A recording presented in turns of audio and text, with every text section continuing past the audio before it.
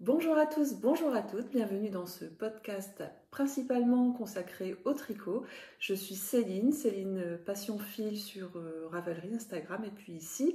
Et je vous invite à venir voir mes aventures autour du tricot. C'est parti!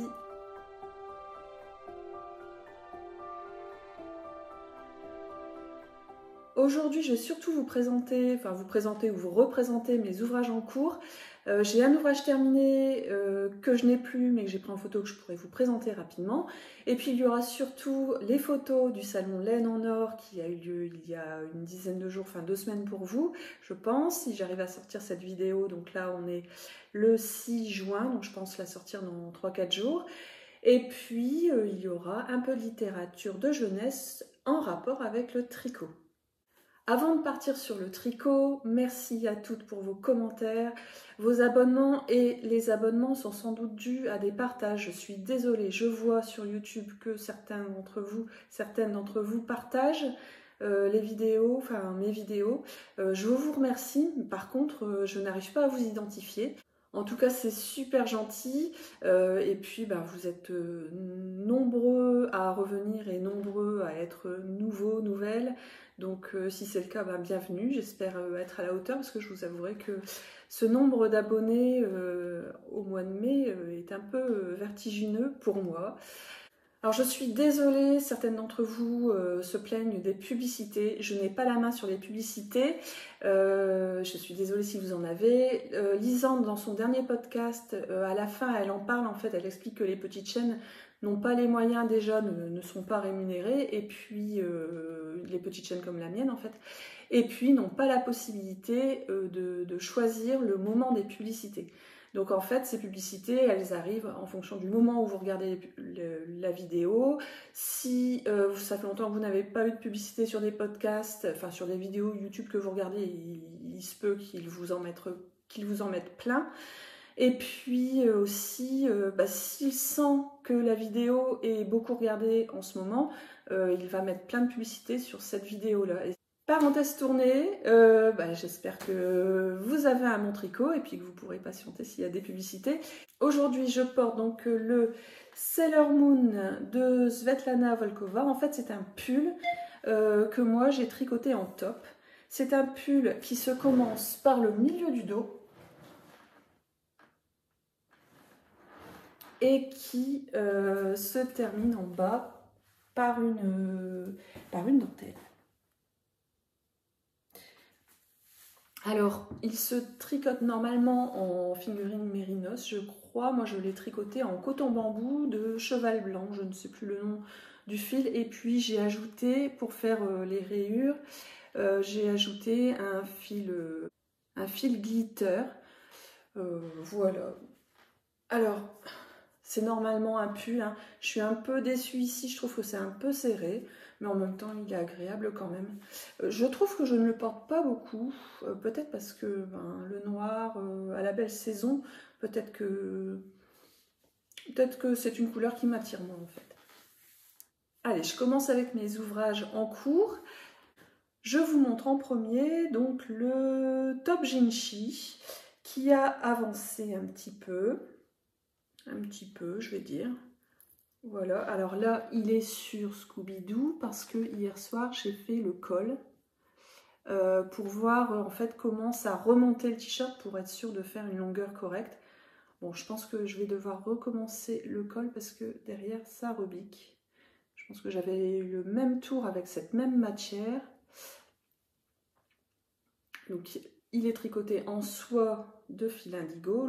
C'est le Top Jinchi donc de Marguenet. Et pour rappel, c'est la deuxième fois que je le tricote avec ce fil puisque j'avais détricoté mon t-shirt que j'avais fait l'an passé avec ce fil. Et je pense que j'avais eu le même souci au remontage des mailles pour le col. Et j'avais dû recommencer 2 fois. Et bien là, ça va me faire pareil. Chose qu'avec le mérinos, je n'ai pas eu ce problème. Pourtant, là, j'ai utilisé la matière qu'utilise Marguenet. Voilà, c'est un modèle que j'aime beaucoup. J'y ai fait quelques transformations que je vous présenterai plus quand je l'aurai terminé. Là, j'ai un petit doute en fait, parce que donc je l'avais tricoté l'an passé avec les aiguilles 3 et je tricotais assez lâche. Et donc cette année, je l'ai détricoté, je le retricote avec le même fil mais en aiguille de 25 et j'ai tendance à plus serrer en fait. C'est ce qui fait que en fait je le trouvais trop large l'an passé. Donc là, le tissu, le serrage des mailles me convient mieux. Par contre, j'ai l'impression d'avoir perdu de taille, quoi. Enfin, perdu, pas moi, hein, le top. Donc, l'encolure, alors dans mon précédent podcast, je vous montrais, je l'ai porté sur le salon Laine en Or, que le décolleté que j'avais fait avec le mérinos était parfait. Là, il est encore plus haut. Alors que l'an passé, il descendait beaucoup plus. Enfin, je suis dubitative. Quand je l'essaye, ça va. Et l'an passé, c'était fort détendu quand même. Donc,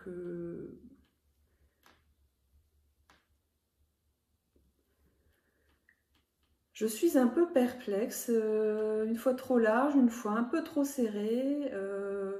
Je pense que je vais quand même continuer. Juste le col, je vais le recommencer. Et puis, je croise les doigts pour qu'il se détende. Deuxième ouvrage en cours qui avance, je trouve, qui peut avancer très vite. J'essaie de me freiner et de limiter les temps de tricot, puisque ça n'est pas pour tout de suite. C'est un pull d'hiver qui est pour mon mari. Alors là, il est sur les aiguilles. Hein. Je vous l'avais présenté la dernière fois. Je perds une maille. Donc j'étais un peu plus haut. J'avance. On a le raglan. C'est le Woolly Waffle Sweater de Steven West que je tricote en laine des moutons de la baie de Somme que j'ai acheté au magasin Le Petit Grain. Voilà, hein, donc je l'essaye au fur et à mesure, de temps en temps je le mets sur des Scooby-Doo quand même pour l'essayer, sur mon mari. Je trouve que le modèle est clair. Steven West explique bien le nombre de mailles qu'on doit avoir à telle étape. Donc si on fait une erreur, on s'en rend compte très vite en fait. Et puis le motif simple mais efficace. Voilà. Et puis c'est une laine que je connais bien et que j'adore. Si vous avez déjà regardé mes podcasts, vous savez que j'affectionne beaucoup cette laine. Je continue avec un ouvrage que j'avais commencé déjà au dernier podcast. C'est de la laine que j'ai achetée à Laine Fleurie quand je tenais le stand de Pascal d'un atelier dans la cour. Donc je lui ai acheté son kit. J'ai acheté la laine et comme j'ai tenu son stand, elle m'a offert le patron du châle Alto Cumulus. Alors, est-ce qu'on voit la transparence? Alors, je vous filme pas au même endroit que d'habitude pour essayer d'avoir un peu de lumière. Et étant dans les Hauts-de-France en ce moment, c'est souvent nuageux. Alors, je ne sais pas si on voit la transparence. Avec le mohair et le mérinos, tous les deux coloris Côte d'Opale. Ils se tricotent en 0 cerveau, hein. C'est parfait. Je pense que la dernière fois j'étais arrivée à peu près là. Et les rangs sont de plus en plus grands. Bon, ça se tricote, c'est parfait pour les cafés tricot. Ou le soir quand on est un peu fatigué. Je pense que j'offrirai ce châle à ma maman, soit à son anniversaire en août, soit pour Noël, parce que ce sont ses couleurs. J'ai même failli à Laine en Or. Pascal, en fait, il lui restait 2 écheveaux de Côte d'Opale. D'ailleurs, c'est un coloris reproductible. Pascal, si tu passes par ici, franchement, refais-en, parce que retins-en. Parce que ce coloris, je l'adore. J'ai failli lui prendre les 2 chevaux qui lui restaient pour faire une marinière de marguenet. J'ai résisté parce que j'ai largement de quoi tricoter. Mais j'adore ce coloris Côte d'Opale. Et le fait que le mohair et le mérinos soient de la même couleur, ça crée des rayures. mais on ne sait plus d'où vient la couleur. Est-ce que ça vient du mérinos? Est-ce que ça vient du mohair? C'est vraiment... c'est impressionnant. Donc là, j'ai pesé ma laine. Je pense qu'il me reste un petit quart... non, pas un petit quart. En fait, j'ai utilisé un gros quart. Donc, il me reste un petit 3/4 des fils, en fait. Donc, je vais bien voir quelle taille il fait. Et puis, s'il a une taille assez grande, je me garderai un petit peu, peut-être pour me faire des mitaines. Ou... je pense qu'un bonnet, j'aurais pas assez, mais... il m'en restera peut-être pour garder cette couleur. Quatrième et dernier encours que je vous montre, j'en ai d'autres mais qui sont en train d'être en hibernation, hein. C'est un projet, alors c'est le projet qui ne compte pas puisque ce sont des chaussettes bien pratiques à emporter partout. Alors, je ne sais pas si ça va vous faire penser à quelque chose. En fait, c'est un fil.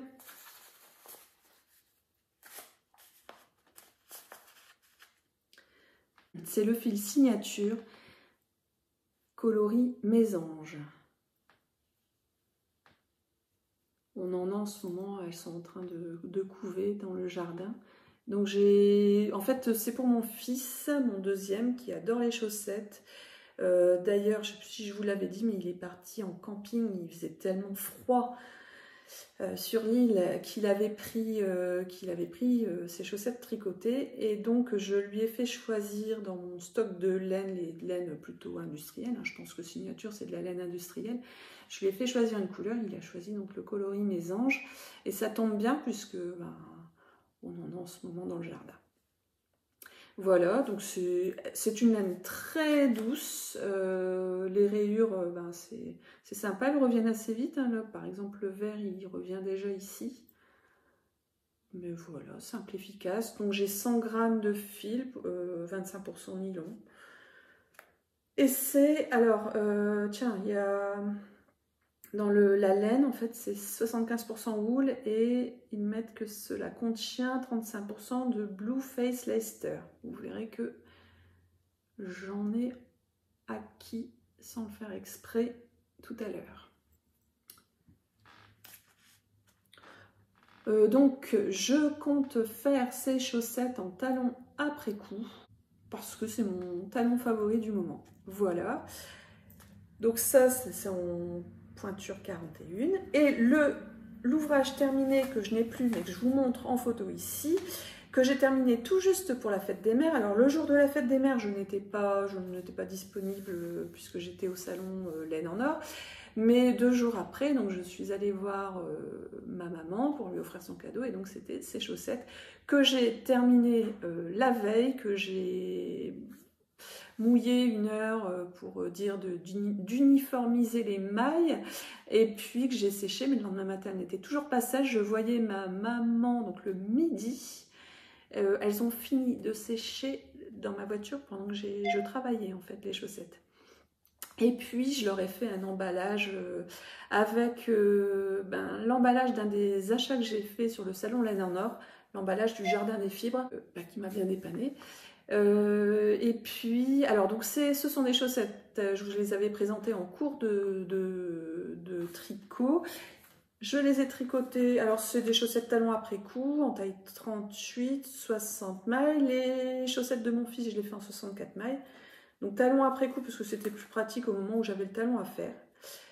Et c'est du fil que j'ai acheté à... Je fais un blocage sur le magasin. Action, voilà. C'est du fil Action. Qui s'appelle Alison et Mahé, Sock Yarn. On a combien de pourcentage? 25% polyamide, 75% de laine. Je verrai ce que ma mère m'en dit. Je pense les avoir fait un chouïa courte, mais c'est pas grave, comme je les ai fait des côtes vers la pointe et que j'ai fait un talon après coup. Enfin, de toute façon, peu importe le talon, mais de la tige vers la pointe, en fait, si elles sont trop petites, je pourrais toujours détricoter la pointe, retricoter un peu pour avoir des rayures quasiment identiques. J'avais passé un peu de laine pour commencer avec le même coloris. Et puis, qu'est-ce que je disais? Oui, donc je pourrais lui rajouter un centimètre ou un demi-centimètre si elle me dit qu'elles sont vraiment trop courtes. Donc voilà pour le seul ouvrage terminé qui officiellement ne compte pas chez les tricoteuses, puisque on dit toujours les chaussettes ça ne compte pas, c'est quand même bien pratique et c'est quand même, les chaussettes c'est quand même l'ouvrage qui est le plus rentabilisé. Si je compare en temps de tricot, quasiment. Pour en tout cas les ouvrages que j'offre en temps de tricot, c'est ce qui est le plus rentable en fait. Pour l'instant, il y a aussi les mitaines qui devraient bien aller, mais je n'en ai pas encore beaucoup offert. Ah oui, puis le contrastant, j'ai utilisé de la Hobbii Rainbow So Cool. Donc de Hobbii, leur laine à chaussettes. Alors il y a 10 jours pour moi avait lieu le salon Laine en Or où j'avais encore la chance d'aider Pascal à tenir son stand le lundi avec notre copine Valérie et le dimanche avec Caroline. C'était un moment, voilà, comme si j'étais à Disneyland, le Disneyland de la laine pour adultes. 2 journées extraordinaires. Ça a été, jusque 15h, ça a été la folie, dans le bon sens du terme. Déjà tenir le stand, on doit conseiller, on doit vendre. Là, Pascal n'avait pas d'atelier, donc elle pouvait gérer tout ce qui était carte bancaire, donc c'était plus simple quand même pour moi qu'à Laine Fleurie, où là je tenais la carte bancaire, le système de carte bancaire, c'est pas évident. D'ailleurs, les teinturières, les exposantes avaient tout le sourire. Je sais que Bulbe Bizarre, puis bon, après je connais forcément Pascal. On arrive sur un salon, elles arrivent sur un salon, c'est plein de choses à penser avant. Quand j'ai vu le podcast de Bulbe Bizarre qui raconte ses déboires 10 jours, les 10 jours juste avant Laine en Or. Et je ne le savais pas en fait, mais sur le salon, elle avait le sourire, mais elle devait être... c'est lourd quoi de préparer un salon. Et tout le monde avait le sourire, les organisatrices, c'était voilà, un super moment. Et puis vous qui êtes venus sur le stand ou que j'ai croisé quand j'ai eu le temps de me promener le samedi en fin de journée et le dimanche où ça a été plus calme. Pendant que je vous parle, je vous montre quelques photos pour voir un petit peu voilà, vous montrer les belles vues qu'on avait à Laine en Or.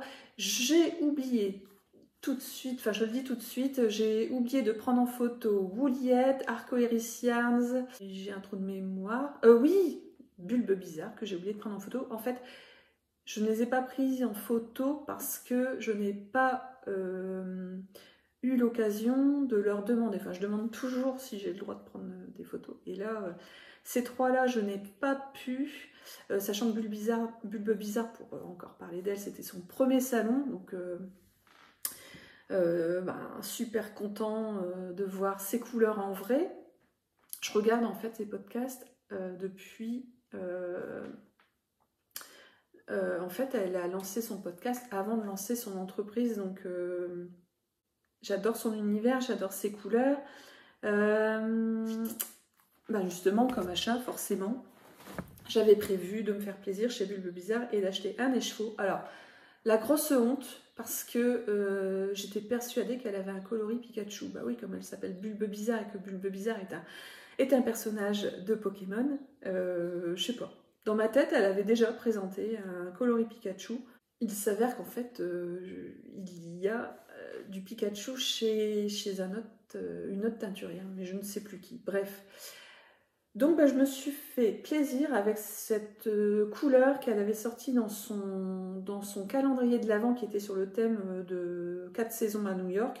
Et là c'est Radio City, donc un rose bien pétant.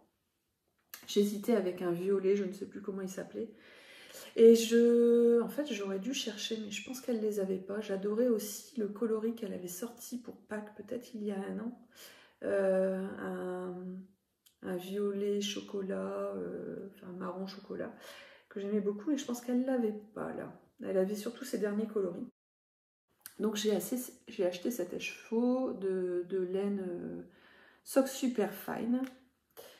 Vraiment l'achat plaisir. J'avais prévu aussi, puisque j'avais eu un coup de cœur pour eux, ils sont très sympas, ils viennent de Lyon et voilà, le monsieur vers 13 h, il arrive avec son plateau de saucissons de Lyon.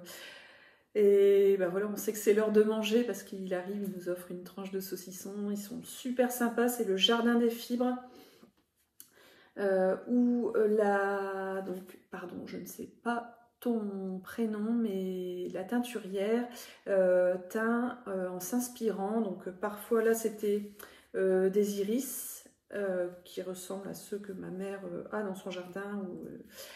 Et elle s'inspire aussi en ce moment plus de sari. Donc j'étais très contente. En fait, j'y suis allée le samedi en fin de journée et elle m'a dit, je voulais un écheveau en fait et il avait disparu. Donc j'ai pu avoir les 2 derniers mini, enfin c'est pas des mini, c'est des 50 grammes coloris iris que j'avais repéré depuis longtemps. Dans l'euphorie, j'avais oublié qu'il y avait aussi un coloris, je crois que c'était Finistère, que j'aimais beaucoup, mais j'ai oublié de le chercher, bon, tant pis. Donc j'ai acquis l'iris au bord du rivage et comme j'ai acheté 100 grammes, j'ai eu un châle gratuit. Sur la photo du Jardin des Fibres, en fait, c'est le châle qui est en bas à gauche. En fait, on ne voit pas forcément, mais sur le bord, il y a une torsade. Voilà, donc mon achat. Pour rester chez le Jardin des Fibres, en fait, le dimanche, en fait, les organisatrices sont tellement sympas et on a accès au ravitaillement bien gracieusement. Donc pour les remercier, j'ai joué plusieurs fois à la tombola et donc j'ai gagné ce mini du Jardin des Fibres aussi. Donc j'étais trop contente d'avoir quelque chose encore du Jardin des Fibres. Donc à part le mini, c'est tout ce que j'avais prévu d'acheter comme laine. C'était vraiment des achats plaisir, donc en fait 200 grammes de laine. J'avais résisté. Bon, il y a le mini qui est venu se greffer.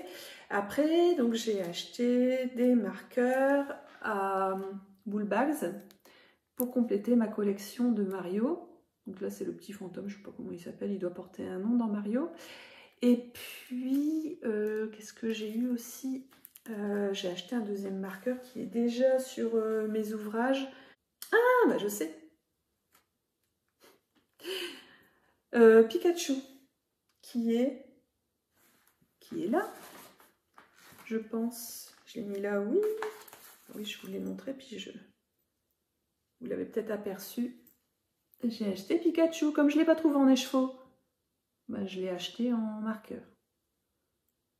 Alors, c'est pas moi qui suis fan de Pikachu du tout. Autant Mario, j'aime bien. Pikachu,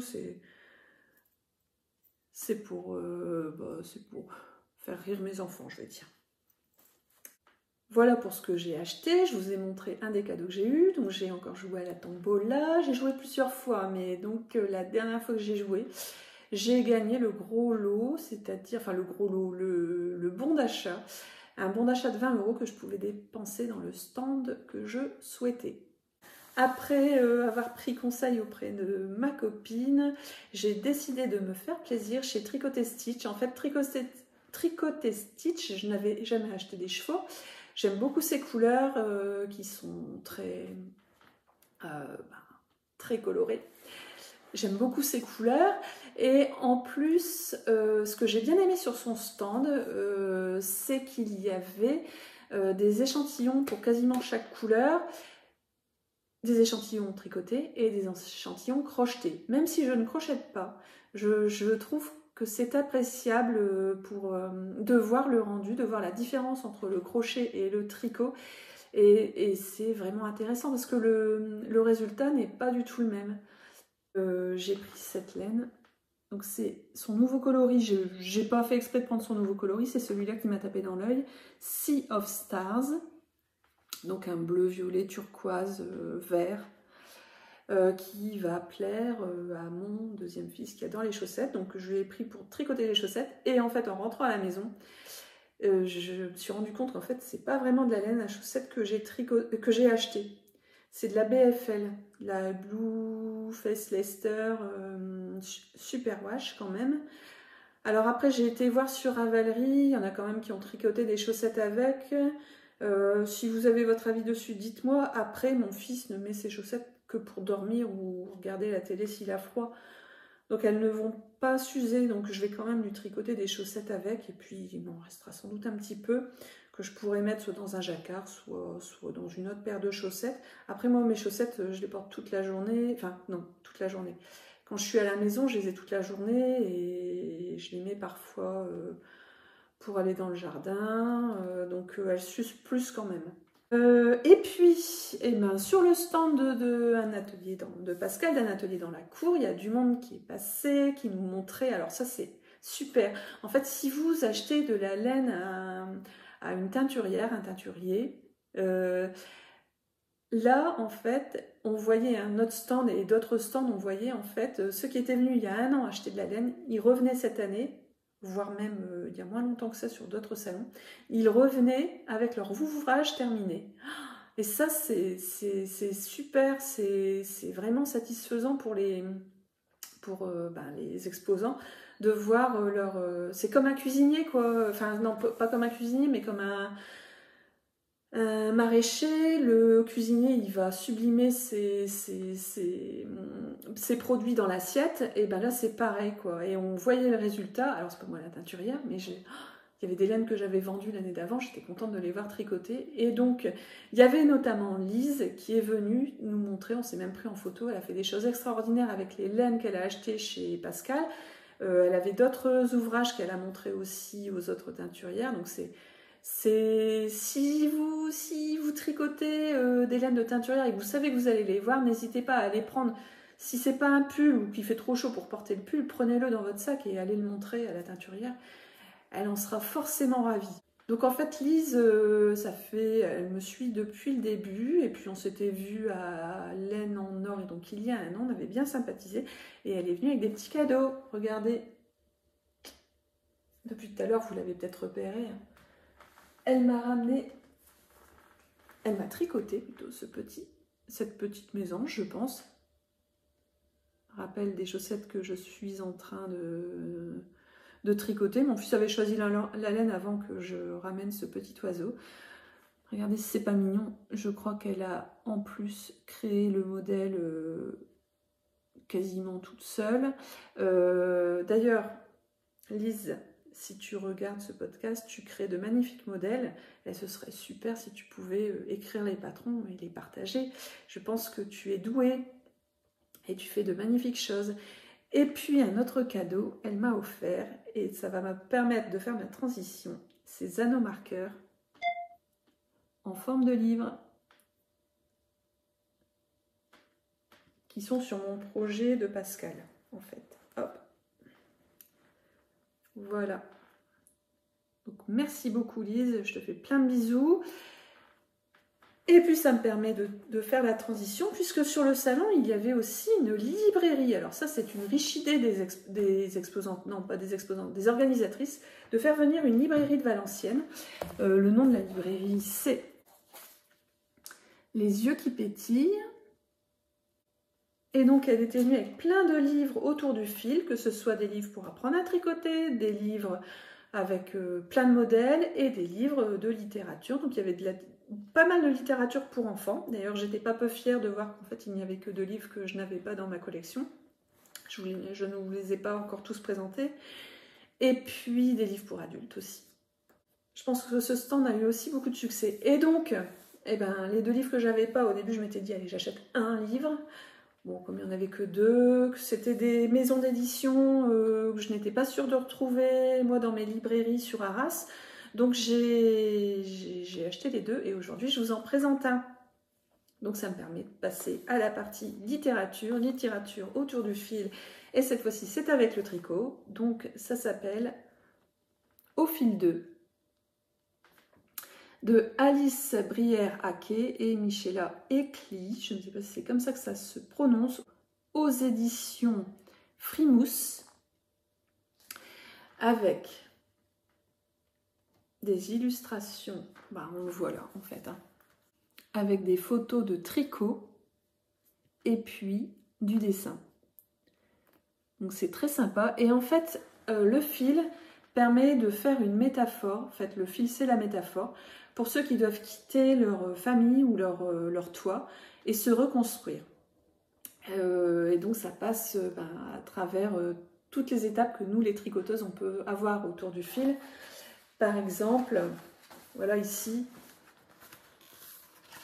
ce petit nœud. Donc ce petit nœud symbolise quelque chose dans cette famille qui doit se reconstruire. Puis voilà, alors moi je suis facilement sensible aux illustrations, hein. J'adore comme ça ce mixage de photos et de dessins. Et c'est sur ce livre que je vais vous quitter. N'hésitez pas à me mettre un petit pouce parce que ça fait toujours plaisir, à me dire en commentaire si vous êtes d'accord ou pas avec moi. Et surtout, j'adore quand vous me dites ce que vous tricotez et avec quel fil. Je vous souhaite un bon tricot, beaucoup de moments créatifs et puis je vous dis à bientôt quand j'aurai un ouvrage terminé au moins à vous montrer. À bientôt!